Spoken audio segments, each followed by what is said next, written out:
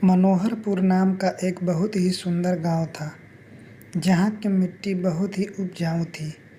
उस गांव की मिट्टी में हर तरह की फसल उगाई जा सकती थी, इसलिए उस गांव के अधिकतर लोग खेती किया करते थे और उस खेती के सहारे ही अपना जीवन यापन करते थे।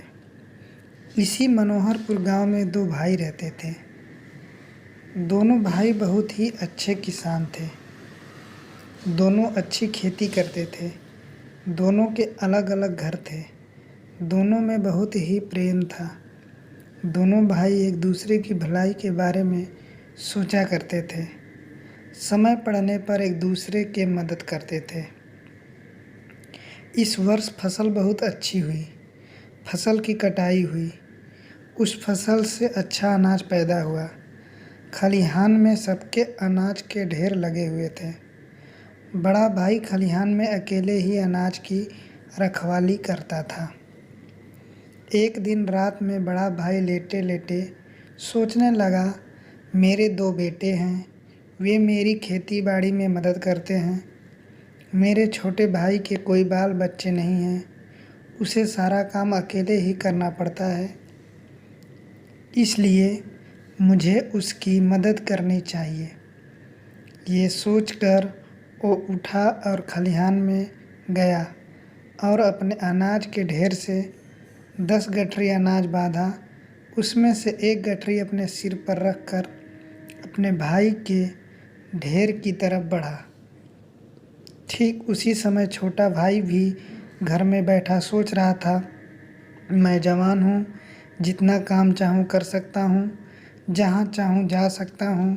किसी कारणवश यदि खेती में फ़ायदा नहीं हुआ तो दूसरा काम कर लूँगा।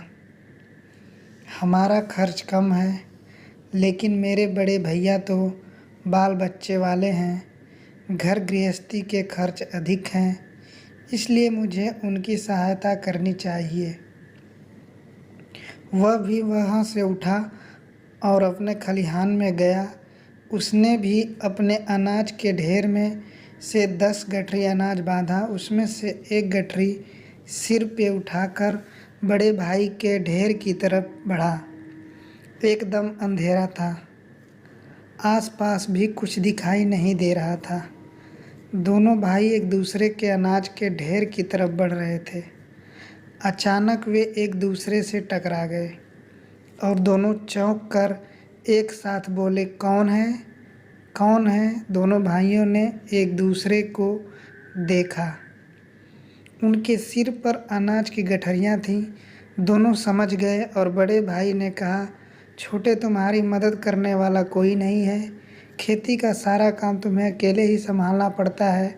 मैंने सोचा कि तुम्हारे पास अनाज अधिक होगा तो तुम्हारा घर अधिक चलेगा, इसलिए मैं खलिहान से तुम्हारे अनाज के ढेर में अपना अनाज डालने जा रहा था। छोटा भाई बोला, भैया आप बाल बच्चे वाले हैं, आपके खर्च अधिक हैं, आपको अधिक मात्रा में अनाज की आवश्यकता होगी, इसलिए मैं खलिहान से अनाज आपके घर में डालने जा रहा था।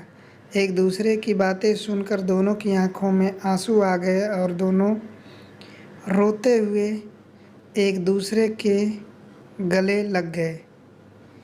इस तरह इन दोनों का प्यार और बढ़ गया।